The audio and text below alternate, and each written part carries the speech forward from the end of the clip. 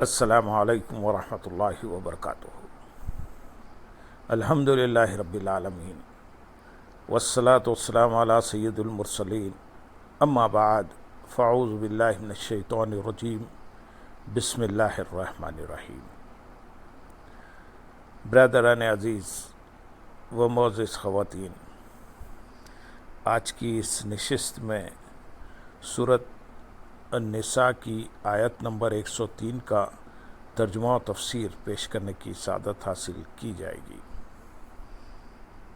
فَإِذَا قَضَيْتُمُ الصَّلَاةَ فَاذْكُرُوا اللَّهَ قِيَامًا وَقُعُودًا وَعَلَى جُنُوبِكُمْ فَإِذَا اطْمَأْنَنْتُمْ فَأَقِيمُوا الصَّلَاةَ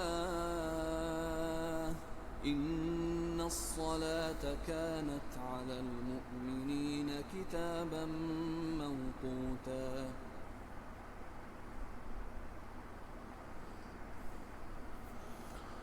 پھر جب تم نماز پڑھ لو تو کھڑے اور بیٹھے اور کروٹوں پر لیٹے اللہ کو یاد کرو۔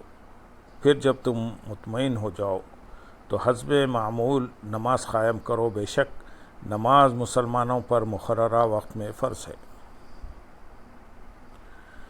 فاذکروا اللہ، تو اللہ کو یاد کرو، یعنی ذکر الہی کی ہر حال میں ہمیشگی کرو اور کسی حال میں اللہ عز و جل کے ذکر سے غافل نہ رہو۔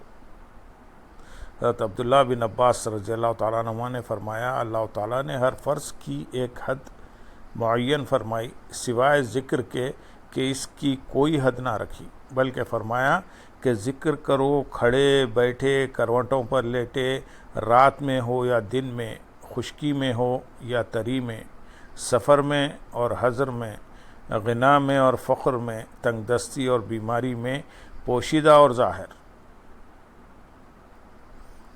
یہاں آیت کی مناسبت سے اللہ تعالیٰ کے ذکر سے متعلق دو شرعی مسائل بیان کیے جائیں گے۔ نمبر ایک، اس آیت سے یہ بھی معلوم ہوا کہ نمازوں کے بعد جو کلمہ توحید کا ذکر کیا جاتا ہے وہ جائز ہے، جیسا کہ مشائخ کی عادت ہے، اور بخاری و مسلم کے احادیث صحیحہ سے بھی یہ ذکر ثابت ہے۔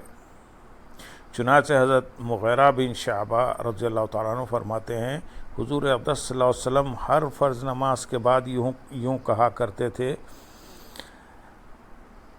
اللہ کے سوا کوئی معبود نہیں، وہ اکیلا ہے، اس کا کوئی شریک نہیں، اسی کی بادشاہی ہے اور اسی کے لیے سب تعریفیں ہیں، اور وہ ہر چیز پر قدرت رکھتا ہے۔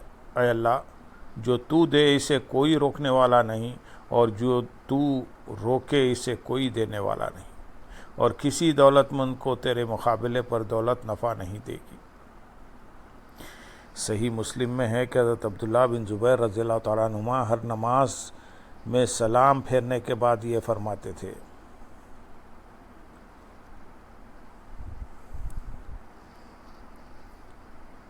حضرت عبداللہ بن زبیر رضی اللہ تعالیٰ عنہ نے کہا، رسول کریم صلی اللہ علیہ وسلم ہر نماز کے بعد یہ کلمات بلند آواز سے فرماتے تھے۔ حضرت عبداللہ بن عباس رضی اللہ تعالیٰ عنہ فرماتے ہیں، بلند آواز سے ذکر کرنا جب کہ لوگ فرض نماز سے فارغ ہو جاتے، یہ نبی کریم صلی اللہ علیہ وسلم کے عہد مبارک میں رائج تھا۔ آپ رضی اللہ تعالیٰ عنہ فرماتے ہیں، جب میں اس بلند آواز سے ذکر کرنے کو سنتا تو اسی سے لوگوں کے نماز سے فارغ ہونے کو جان لیتا تھا۔ البتہ یہ یاد رہے کہ ذکر کرتے وقت اتنی آواز سے ذکر کیا جائے کہ کسی نمازی یا سونے والے کو تکلیف نہیں ہونی چاہیے۔ نمبر دو، ذکر میں تسبیح، تحمید، تحلیل، تکبیر، ثنا، دعا سب داخل ہیں۔ مقررہ وقت پر فرض ہے۔ نماز کے اوقات مقررہ ہیں، لہذا لازم ہے کہ ان اوقات کی رعایت کی جائے۔ اس سے یہ بھی معلوم ہوا کہ سفر میں دو نمازیں جمع نہیں ہو سکتی۔ احادیث میں بھی سفر کے دوران دو نمازوں کو جمع کرنے کی نفی کی گئی ہے۔ چنانچہ حضرت عبداللہ بن مسعود رضی اللہ تعالیٰ عنہ فرماتے ہیں، میں نے کبھی نہیں دیکھا کہ حضور پرنور صلی اللہ علیہ وسلم نے کبھی کوئی نماز اس کے غیر وقت میں پڑھی ہو، مگر دو نمازیں کے ایک ان میں سے نماز مغرب ہے، جسے مزدلفہ میں عشاء کے وقت پڑھا تھا، اور وہاں فجر بھی روز کے معمول وقت سے پہلے تاریکی میں پڑھی تھی۔ حضرت عبداللہ بن عمر رضی اللہ تعالیٰ عنہ فرماتے ہیں رسول اللہ صلی اللہ علیہ وسلم نے ایک بار کے سوا کبھی کسی سفر میں مغرب عشاء ملا کر نہ پڑھی۔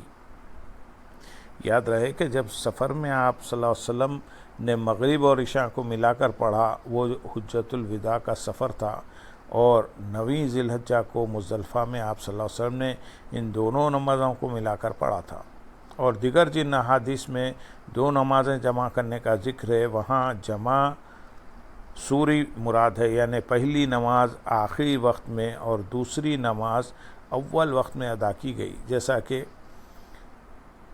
2 روایت سے واضح ہے۔ چنانچہ حضرت عبداللہ بن عمر رضی اللہ تعالیٰ عنہ فرماتے ہیں میں نے نبی کریم صلی اللہ علیہ وسلم کو دیکھا کہ جب آپ صلی اللہ علیہ وسلم کو پہنچنے کی جلدی ہوتی تو آخری وقت سے کچھ دیر پہلے مغرب کی اقامت کہہ کر نماز پڑھ لیتے، سلام پھیر کر کچھ دیر ٹھہرتے، پھر عشاء کی اقامت ہوتی اور نماز عشاء کی 2 رکعتیں پڑھتے۔ حضرت نافع اور حضرت عبداللہ بن واقد رضی اللہ تعالیٰ عنہ سے مروی ہے کہ حضرت عبداللہ بن عمر رضی اللہ تعالیٰ عنہ کے مؤذن نے نماز کے لیے کہا تو آپ رضی اللہ تعالیٰ عنہ نے فرمایا چلتے رہو، یہاں تک کہ جب شفق ڈوبنے کے قریب ہوئی تو آپ رضی اللہ تعالیٰ عنہ نے اتر کر نماز مغرب پڑھی، پھر انتظار فرمایا یہاں تک کہ شفق ڈوب گئی، اس وقت آپ رضی اللہ تعالیٰ عنہ نے نماز عشاء پڑھی، پھر فرمایا حضور سید عالم صلی اللہ علیہ وسلم کو جب کسی کام کی وجہ سے جلدی ہوتی تو ایسا ہی کرتے جیسا میں نے کیا۔ اس مسئلے سے متعلق تفصیلی اور تحقیقی معلومات حاصل کرنے کے لیے فتوی رضویہ کی 5ویں جلد میں موجود احمد رضا خان رحمۃ اللہ علیہ کی کتاب کا مطالعہ فرمائیں۔ اللہم صلی علی سیدنا محمد وعلی آل سیدنا محمد وبارک وسلم وآخر دعوانا ان الحمد للہ رب العالمین۔ سبحان ربک